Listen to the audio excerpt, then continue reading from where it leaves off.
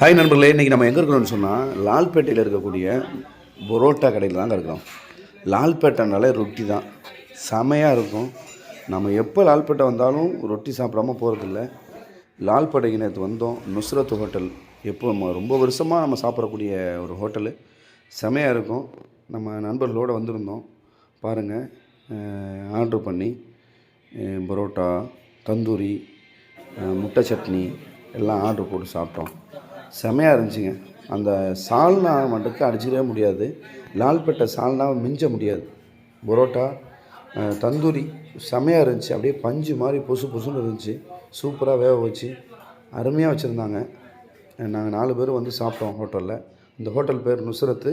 மொத்தம் லால்பேட்டையில் 20க்கும் மேற்பட்ட 25க்கும் மேற்பட்ட கடைகள், பரோட்டா கடை மட்டும்தான் இருக்குது அதிகமாக.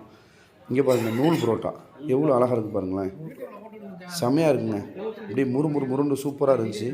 இதுக்கும் அந்த சட்னியை பிச்சு போட்டு அப்படியே தந்தூரியை உள்ளே கவச்சி சாப்பிட்டோம்னு சொன்னால் அவ்வளோ டேஸ்ட்டாக இருக்கும். செமையாக இருந்துச்சு. ரொம்ப என்ஜாய் பண்ணி சாப்பிட்டோம்.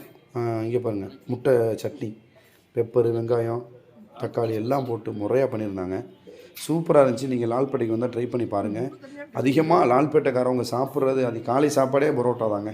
பரோட்டா தான் காலையில் கண்ணில் முடித்தாலே பரோட்டா கண்ணில் தான் முடிக்கிற மாதிரி இருக்கும். அந்த அளவுக்கு ஒரு ஃபேமஸான ஒரு ஊர் தான் லால்பேட்டை. எப்போ லால்பேட்டைக்கு வந்தாலும் பரோட்டா சாப்பிடாமல் நாங்கள் போகிறதே இல்லை. அவ்வளோ இன்பமாக ருசித்து சாப்பிடுவோம். நம்ம நண்பர் ஃபைசுதீன் அவரையும் நாங்கள் சந்தித்தோம். ரொம்ப சந்தோஷம். ஓகே நண்பர்களே, வீடியோ முடிச்சுக்கலாம். மறக்காமல் சப்ஸ்கிரைப் பண்ணுங்கள். பாய்.